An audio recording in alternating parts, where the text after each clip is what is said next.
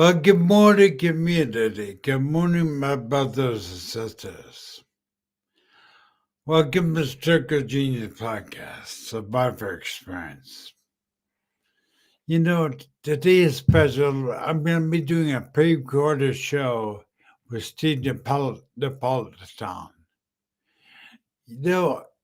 This show is about survival. This podcast is about survival. If you survived anything, let me know. Email me, reach out. I want you on my podcast. I'll be explaining more later when I get more into it. I'll do a special podcast, Sing What's New for 2024. But let's get right into it. Let's get this podcast going. Here it is right now. And let me just tell you this powerful. If you're a stroke survivor, I want you to realize Steve says something, how he overcame his paralyzation, that I think you and I can, as stroke survivor, if you're a stroke or brain injury survivor, can overcome deficits with it. And it's pretty amazing how he does it. So let's get into it.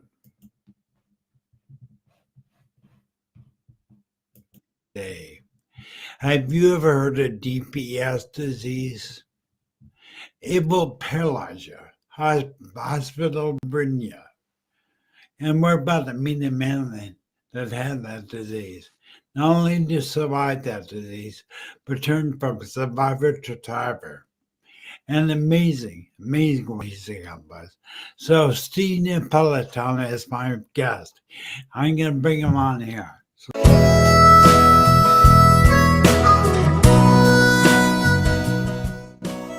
Welcome to Stroke of Genius Podcast, Survivor Experience.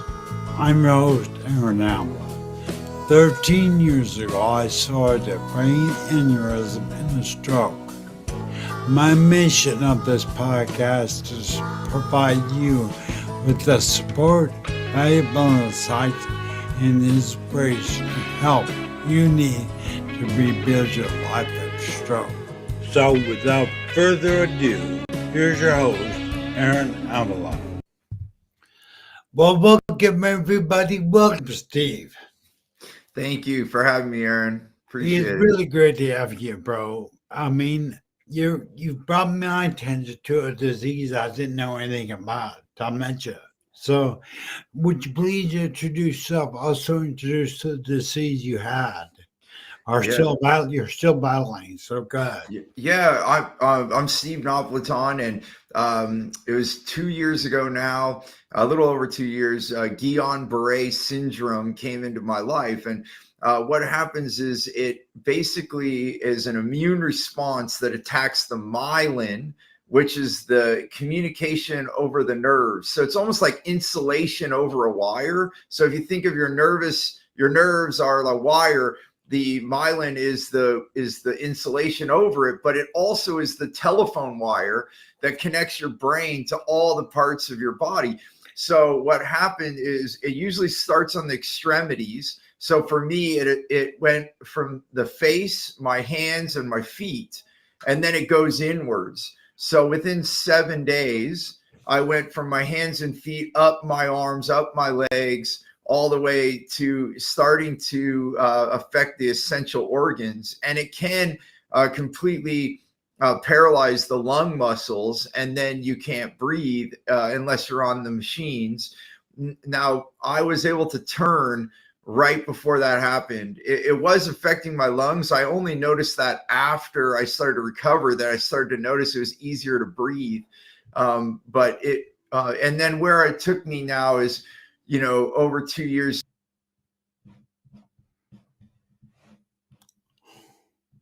I'm not sure what's happening. To relearn to walk, relearn to feed myself, to, be able to bathe myself, all those things.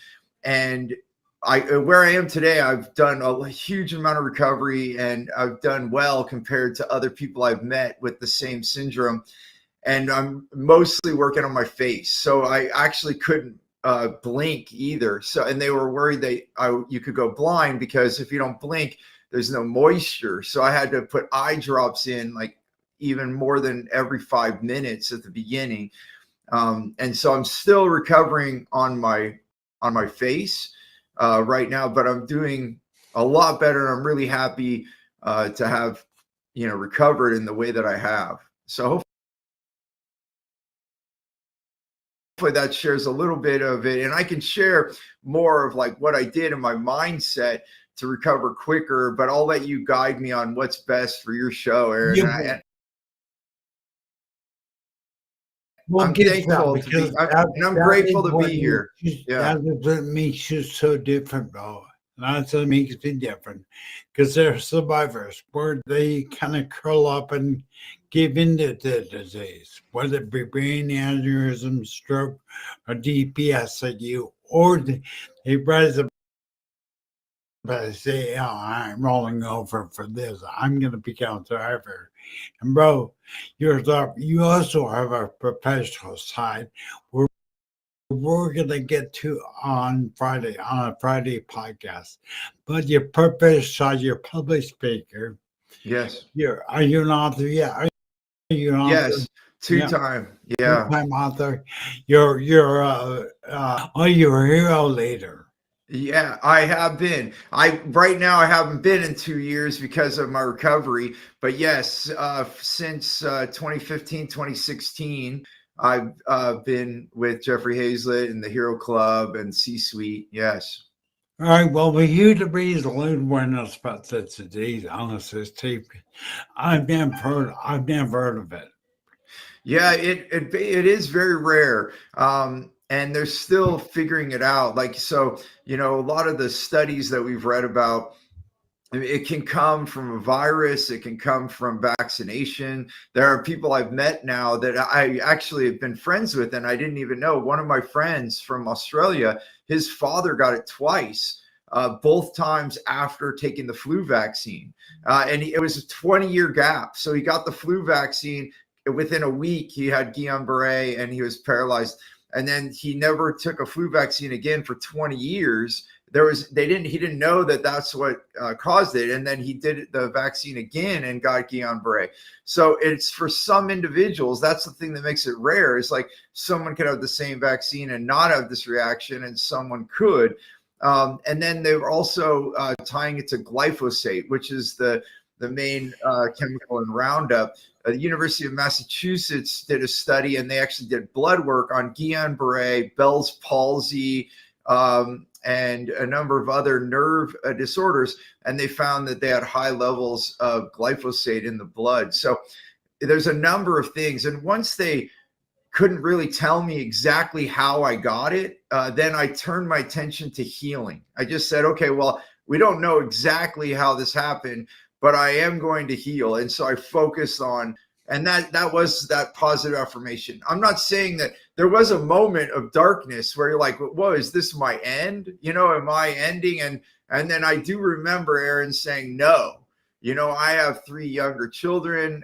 They're all teenagers, but I mean, I have a lot of life that I still want and that I want to have. And so I do remember making the decision that this is not my end and I'm going to heal from this. And I think that is the key component to my healing, is deciding that I was not going to lay down and be over. Yeah, and that's what honestly, bro, that really, really is what stuck in me, is that you have that point. I had a brain aneurysm and stroke. They didn't come up for 2 weeks. Totally could not. In fact, I was one of the few people that been to their funeral. We in the room, and they told everybody to say goodbye to me. I'm gonna die. Wow. Well, guess what? I'm here. You're here. But it really comes down to that decision. There's like a teetering point where you go from victim, where you feel like you're gonna die, but you made a decision. Yeah. You made that decision to rise up and say, you know what, I got things to live for, and I'm not alone any longer. And kudos to you, bro, for doing that. That takes a lot. There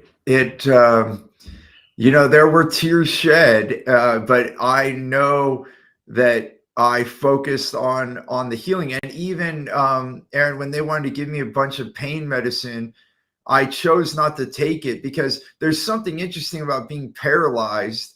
And when I could start to feel, it was painful. It was like, if anybody out there, when you're listening, if you've ever had a Charlie horse where your muscle tightens up so tight that it hurts so bad, and you just, all you want to do is it to loosen up, to relax.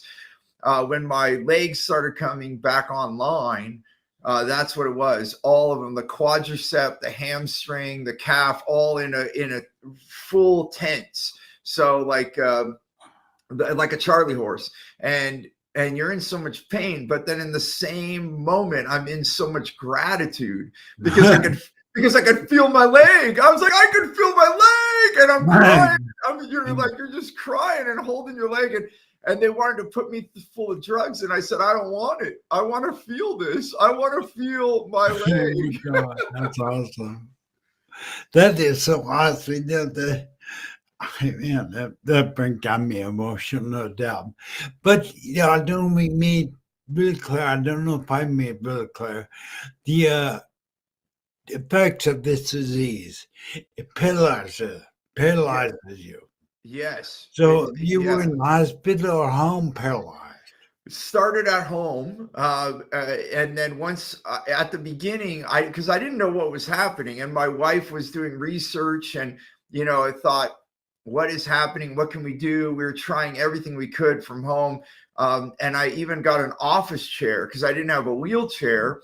And so I had an office chair to go from the bed to the bathroom at first. And I had my upper body. So my legs really were affected first. And my face was droopy, like a stroke, or like my eyes all drooped, and everything. That was happening. And then on the 7th day, I couldn't move at all. I couldn't get out of bed. I couldn't get, I tried to go to the bathroom and I fell on the floor. It took 45 minutes for my son and my wife to get me back in bed. And I said, when the morning comes, if I'm not better, call the ambulance. Because there's no way they couldn't carry me. I'm like a 200-pound man, like they couldn't carry me around the house. And so then, yes, I went to the hospital, and then the one thing, there's not many treatments for this. There's a thing called immunoglobulin. I don't even know how to explain it, but it's in the IV. And so it doesn't even work 100% of the time, but sometimes it will stop the myelin, that part of the communication to the brain. It'll stop it from eating itself. And that worked for me. So it stopped, but it doesn't heal. So they said the only way to heal is yourself. You have to regrow. You have to regrow your myelin, all the nerves from each finger, like everyone, you have to regrow that. And the only thing that I learned was it takes fat. So I took coconut oil, avocado, cacao, like 100% chocolate, because it has the good fat inside of it. And I just consumed that. And then lion's mane mushrooms also helps. And I just focused, like we were talking about the mindset. I remember a man, I just wanted to make sure I said his name right here, but Morris Goodman, and he crashed a plane in 1981. And I remember his story from The Secret, and he just said that he just focused on healing his body. They said he would never live again. They told him the same thing. They were going to shut his machines off. They told his family he'll never be able to breathe without a machine. He'll never be able to move. He shattered his hips, broke his legs, collapsed his lungs, crushed. And he focused his mind on regrowing all that. And they still call him the miracle man, because no one else is recorded in history to like regrow their lungs. And he's still alive today. And I just thought of him, and it's a random thought. A lot of people don't know about this man, but many years ago, I watched a video about him. So there I am laying in the hospital, Aaron, and I'm sitting there paralyzed. And then they told me that the only way I can move again is to regrow my myelin. So then I just thought of Morris Goodman. I said, well, if that man can regrow his lungs and move again, and he walked again as well, I said, then I'm going to do it. I'm going to do it. And so I just sat there and I like meditated. I visualized. I didn't even know what I was doing really, but I just visualized my myelin growing back. And here I am, like I can move my arms above my head and I can walk again. First with I first did a wheelchair, then a walker. It was a slow progression, and being able to stand, even just standing, was a big milestone. And then a walker, and then a cane, and now I can walk mostly unassisted. So it's really good. Well, So. I get excited because, I've heard the power of the mind. I believe in the power of the mind. And that's really what makes stroke TV media so different. I believe that the cornerstone for rebuilding, not rebuild, not rehabbing, but you're rebuilding your life after stroke or what you had, Yes. is your mind. Your mindset is a more cornerstone of your life, of any dark time you go through. But I'm curious now, you said you actually focused, because I believe in that, and again, give me a little excited to go slow down. But I had a mentor of mine tell me, where your focus goes, your energy flows. Yes. And that's true. And then I really want to kind of touch on that more, because that same power, the same ability, holds true for me to walk again, for me to speak better, is part of the mind. So, what did you do to make the healing occur? So well, the first thing was the mindset. I'm gonna validate what you're saying.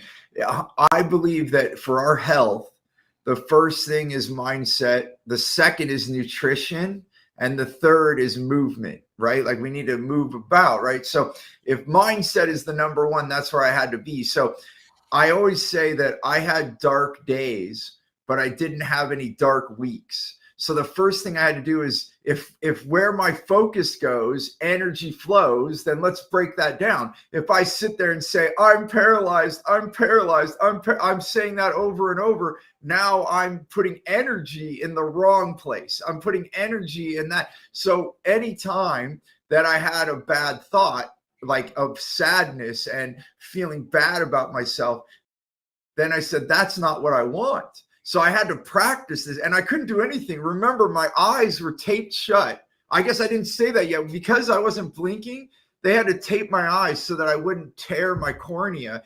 So I'm sitting there with my eyes taped. I can't move. And so all I could do was think.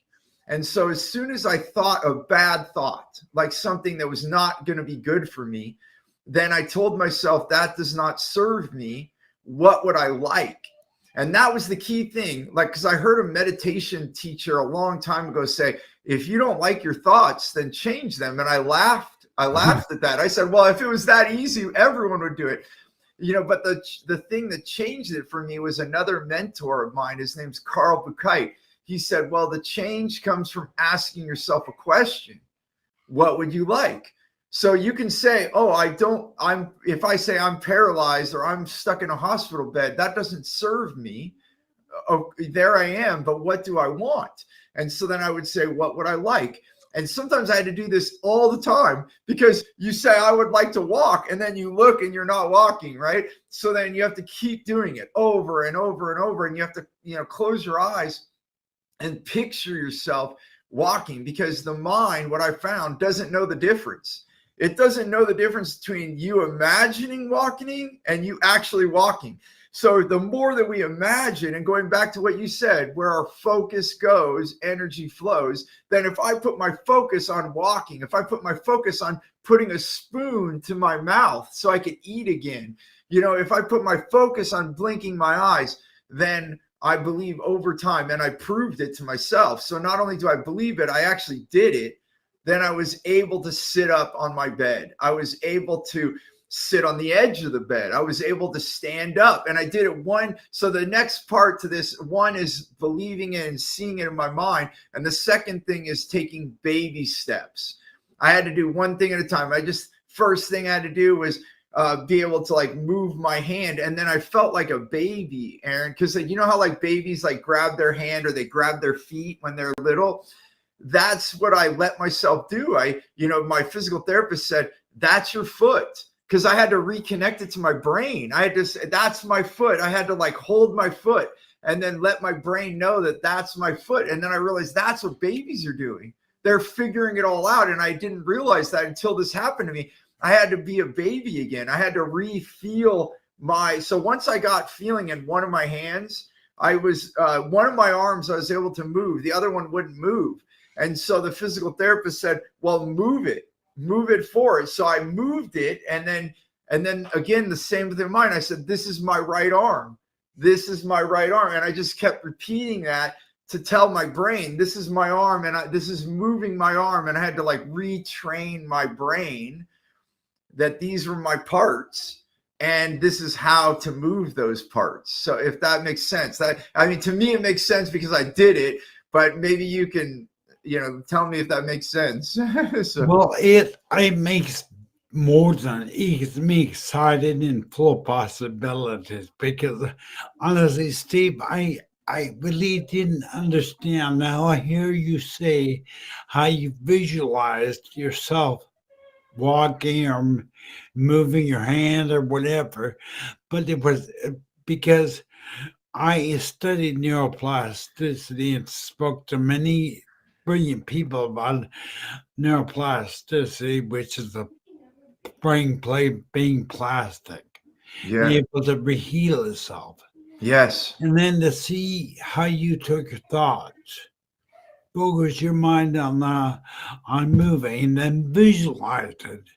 And then it became reality.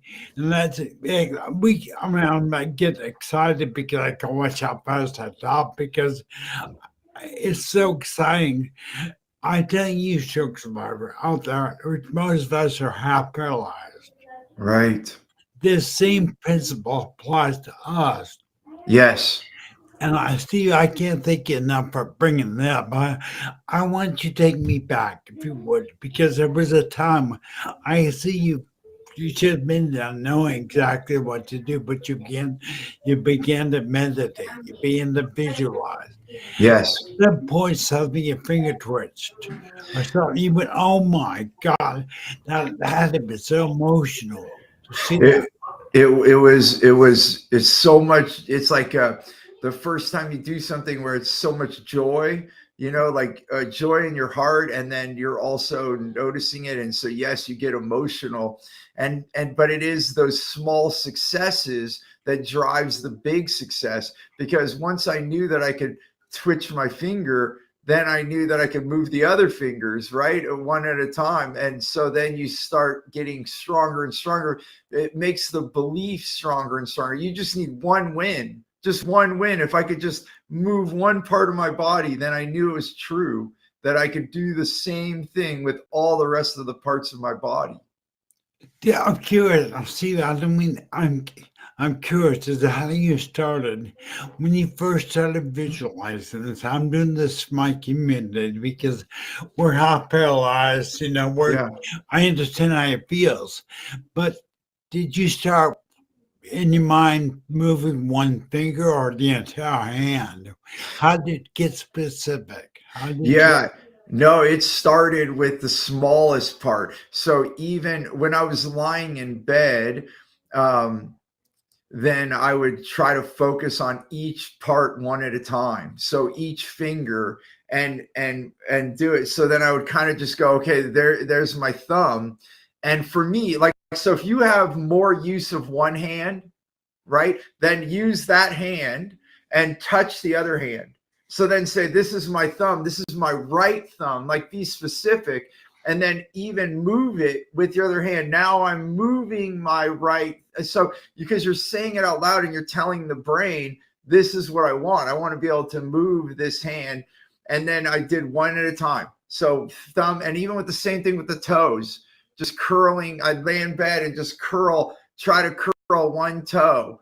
And at the beginning, I got help because my wife was there and she said, I'm touching your big toe. I'm touching your next toe. And then I would look with my eyes the best that I could. Because at the beginning, I couldn't even do that well, like to move my head to look down. but I just started with small steps. So the answer is small, little pieces at a time, and then it gets to the whole hand.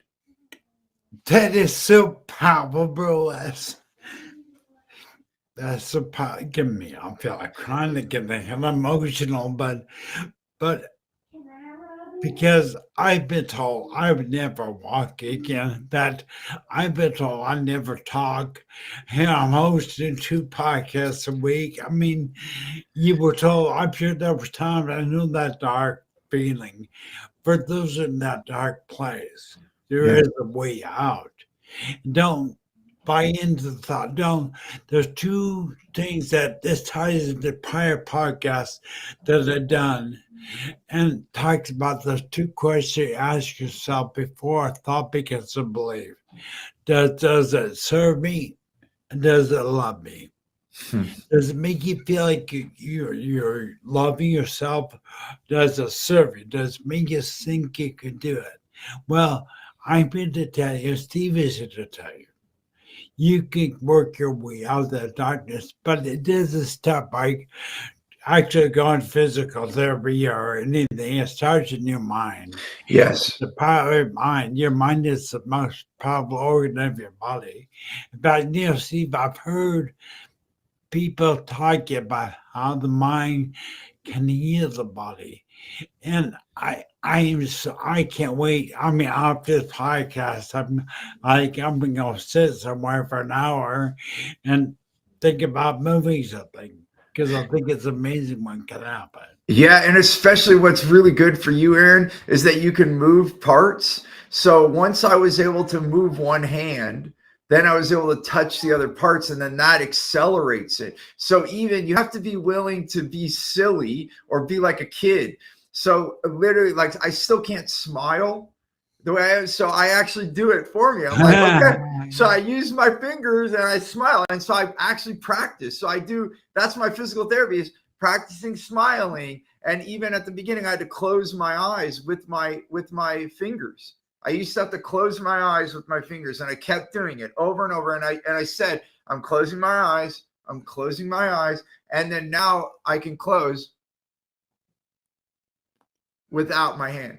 And so you have to be willing to be like a kid and touch your face and touch your arm and just keep doing it over and over and over and over and over and do it with your eyes closed and imagine yourself doing it over and over like every day. And so if you do it for an hour, awesome. But even if you do it for 5 minutes every day, just keep doing it every day.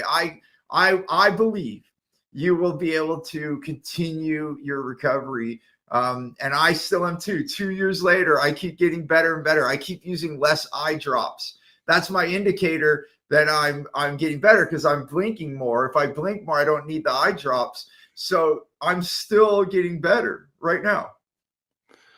Steve, I wanted to say something. Do you hear what this man is saying? I believe it 110%. What he is showing us now, and why I believe he's here, because even though he had a disease, was a stroke, was a brain injury, whatever, the principle still holds true. And that's been the forefront of what stroke TV media is all about. The power of the mind, about attitude. Yeah. That really is how your life will change. And Steve, when I first had my brain aneurysm stroke, I laid in bed, half paralyzed, thinking my life was over. But I sit there and contemplate how I was going to get my half paralyzed carcass into my wheelchair up to my ramp, into my closet where I kept my 40 Smith and West and was ended. And when I one time I was laying there in bed watching YouTube, and I watched this man say, "You need to think big, act bigger. You need to be attitude, be relentless." It was Jeff Hazlett. Wow. And as I met him, Steve, he changed my life. Well, they knew it. He didn't know it at the time. Him and I are friends now, but I just want people to realize that you're healing. of your body and your deficits and the things you can't move start in your mind. No, I just, I Yes. if there's a thing that I want you to walk away with today, where your focus goes, your energy flows. That's true for every aspect of your life, too, by the way. Now, Yes. see, I'm curious, when you began to move down, what age does this lay dormant inside of our this disease? Does it lay dormant, or how old were you when it happened? Say that again. So How how? old were you when you Uh, started getting that disease? so let's see. It would have been 45. 45. Yeah. So, with that, let's talk a little bit about that darkness you came out of, if we can, because many of my people are stuck there. But describe that darkness, if you please. What did it feel like? What did you feel? Well, at first you deny it, right? Like when I first happened, I fell down. I went to stand up and I fell down. My legs gave out, and you're trying to shake it off. And then I started, and I didn't have any equipment, so I just had some sticks, and I was like holding myself up, trying to walk in my house. And then then I found myself in bed, and I lived up. My bedroom was upstairs, and then that was pretty hard to realize I can't go downstairs.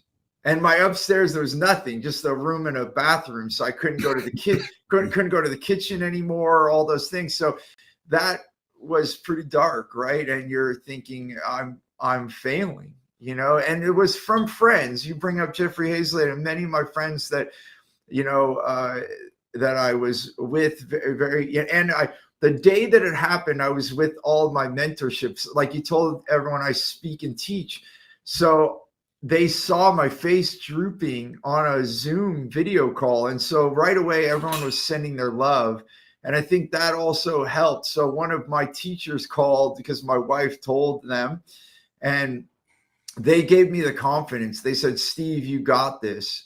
And so I did have help. So I'll say that. So I guess I want to say one other thing that changed my life through this, that helped me come out of that darkness, is that, I think we all look to see if we're loved, like, am I loved? And all the way till I was 45 years old when this happened, you still question it sometimes. You're like, do people love me?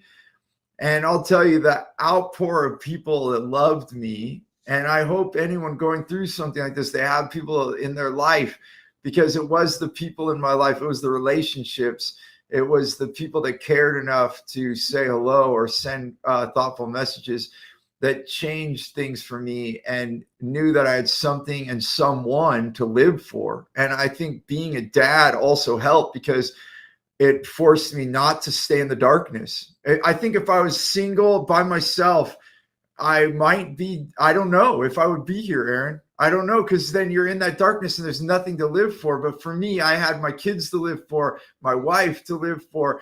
And then it gave me this choice. I'm like, I'm not done. And I think that helped me not stay in the darkness for too long, Yeah, that's love and hope. Those two energies are so powerful. I mean, I don't know if I told you this, but I had a near-death experience that was probably more life-changing than my brain aneurysm or stroke. And I'll make a real long story short, when I was given the choice to live or die, all I could think about is getting back to my wife and my son, because love, with the power of love, kept me going. And I want to encourage anybody, if you're stuck in that dark place, if you're stuck thinking your life is over, it's not. The thing is that is misplaced is your focus. Yes. You're focusing on the negative. Yes. And Steve and I've said, I know many times, where focus goes, your energy flows. So focus on the people that you love, things you love to do, things you love about you being alive, and watch your life change. Steve, I just can't think enough. I know 30 minutes goes by quick, yeah, 5 more minutes, but if people want to get a hold of you, how did they get a hold of you, bro? Well, I created a newsletter to give updates and share all these stories. And they have to just text message wow, WOW, wow, to 72000. So 72,000, 72000. And you text wow, and then it'll ask you if you want it. And it's free. It's not, and then I basically share all the stories we're talking about and share my life with anyone that wants to follow. If you would like to follow my story and how I chose all of these things we're talking about today, Aaron. Well, I think we all want to be an impact in this world. My desire, what I do, I do what I do is make an impact. And the reason I can tell you right now, I can feel your energy. You want to make an impact. Yes. And Steve and I are here to tell you right now, your life's not over. You yourself can make an impact. I can guarantee you. Yes. You're meant to do something great with your life. I know that for a fact. Now, the lies will come up to give you all the wrong places. You can't speak. You speak it. You sound like I'm a pud like I do. You can't do anything. You're paralyzed in a wheelchair. You got diseases that paralyze you. Don't listen to it. Focus on what your possibilities are. And I think, Steve, that's one thing that resonates with me is you become like a child again. You begin to train your brain. Yeah. Touch yourself, right? I mean, you begin to touch air things that are working. Tell your brain, I am just so grateful you're here. I really, really appreciate it. It's my So pleasure. again, let's give people the opportunity to sign your newsletter one more time. Tell them how to sign up for your newsletter. So the easiest way is to send a text wow, WOW, to 72,000. So 72000. Excuse me. And you do that as a monthly newsletter. What is that? It's weekly. So we have a podcast too. And then so I share more stories, and a lot of it, you just said how grateful you are to have me here. And that, I want to say, that was the only thing I didn't bring up yet, is that a lot of it is about how to choose gratitude and create your freedom, and and I found that I'm grateful. So I can tell you, Aaron, I wouldn't take it back. So as like a closing statement, if I could go back before I had Guillain Barré and I could take it away with a magic wand, I don't think I would do it, because I am the man that I am right now because of that happening. And I'm so grateful for it, because now, like you said, this is a gift. Like your podcast is a gift. And if we didn't go through this, we wouldn't have this podcast right now. And because of it, we're helping so many people. And so that's my mission. That's why I do the newsletter, to share these stories, just like you do your podcast, so that we can help more people live a better life. And hopefully you don't have to have a stroke. Hopefully you don't have to have Guillain Barré syndrome like me. Hopefully you can learn from Aaron and I and choose to live now. Don't wait until you get sick. Don't wait until, live now. Because how many people have no disease and they're not living? They're working and going to bed, and they're not even living. So, I give a lot of love to that, Aaron. Well, that's so powerful. I mean, how so many are living, but they're not living. They're going through the day-to-day, same old. Don't wait until you have brain injury or stroke. Don't wait till you have Guillain Barré syndrome. Don't wait till life is on a real cliff of life. Enjoy your moment and touch one thing: gratitude. Be grateful. I'm grateful to magnet for miracles in your life today, people.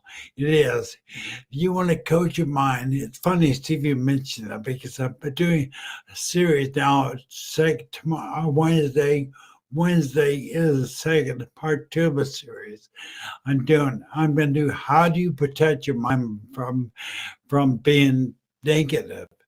And it's through gratitude. You Yes. could with gratitude, and we've been touching on that this Wednesday. But Steve, I'm thanking for being there, thinking of. And now, before we go, I do want to hear about your podcast. So, could you please share with the audience what your podcast is about and when they can see it? So we release a podcast every Tuesday, and if you're on the newsletter, you'll automatically receive a notice. But it's called More Business, More Life. And because as I start coaching, people ask me, "Are you a life coach or a business coach?" And then my response to that is, "I sure hope you don't die when you go to work." Like people act like it's life or work, and it's not. It's all together. So it's not about balance, it's about integration. We often get caught up in this balancing act, but the reality is, how do we design the life we want and then build our abundance around that? And so that's where I think that we have a confusion. A lot of us work for money and then hope someday we'll have a good retirement. And I don't believe that that's the best choice. I believe that we need to choose to live now and then build how we're going to earn around the choice of how you live. And so we call it More Business, More Life. And so it's about living while we earn, not waiting for retirement. Live now. And I and you can talk about this, because if you don't, I know so many people, they finally get ready to retire and then something happens. Something horrific happens, or economy changes and their retirement package goes away, and then they have to keep working. Like the reality is, it's best to live your life right now. Do not wait. And so that's the whole thing. Tomorrow is not promised. So live like that. Live in the best way that you can. And so that's what the podcast is about. How do we do that? Because it's scary. I will say it's scary sometimes, because you're like, okay, well, Steve, I need to pay the bills and and so we give strategies on how you can overcome those fears, pay your bills, and live your life now sooner than later. All right, what day of time again? So we just release it on Tuesday, and you can get it on any podcast app. So you can see it on C-Suite Radio. You can get on Spotify, Apple. So if you just look for More Business, More Life, you'll see it come up, and then that's it. And so then if you join the newsletter, like I said, then every Tuesday you'll get an email to click on the podcast, and that's how we do it. We don't release it at a certain time. I think we do it. My team does it in the morning, so it's not live. We pre-record them, and then every Tuesday we release a new episode. So once you subscribe on whatever podcast app you like to listen to podcasts on, then you'll be notified. I cannot thank you enough for being there, bro. You really encouraged me as a stroke survivor. I knew you've encouraged my community, and also anybody have this principle, this mindset applies to any difficult time you're going through. It doesn't matter what you got, what do you have, what are you facing. What is the most difficult thing you're facing? It all can be solved with your mindset. Remember where your focus goes, your energy flows. Steve, I hope you're going to come back on, because I want to talk. I bet it's a great depth. Anytime, Aaron. And I just want to say blessings to you and blessings to this show. And this is a gift that you're giving to the world. And thank you for putting your energy into this, to put your effort to make this happen. What a blessing to the world you are. Well, thanks, Drew. I appreciate it. Coming from you means a lot. So great talking to you. Thank you so much for being here. I want to tell you soon. Bye, Steve. Take care.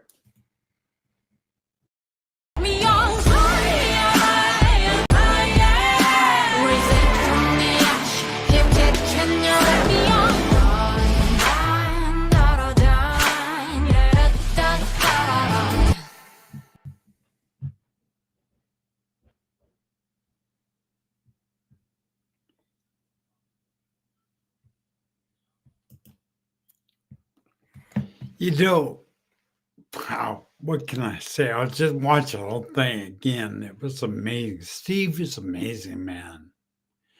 But you wanted to talk to you, stroke survivor, for a minute. if you're like me, you're paralyzed. If you listen to that one gold nugget that Steve, I don't know if he totally knew it, but he was describing me how to fire neuroplasticity. He visualized, he closed his eyes, he visualized the paralyzed limb moving. He grabbed it with a working hand, talked to his brain out loud, said, "This is my thumb." He began to talk about his ability to he began to train his brain to fight that neuroplasticity. I'm just so excited about what Steve shared. That I cannot tell you how grateful I am for that. The other nugget was gratefulness.